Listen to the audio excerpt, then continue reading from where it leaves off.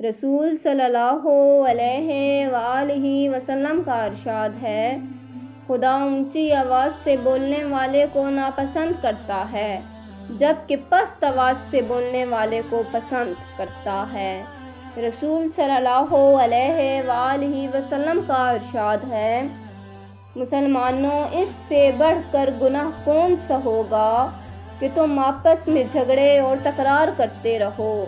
نبی کریم صلی اللہ علیہ وآلہ وسلم نے ارشاد فرمایا، جو شخص کسی مسلمان کو تکلیف پہنچائے یا اس کے ساتھ مکر و فریب کرے وہ ملعون ہے۔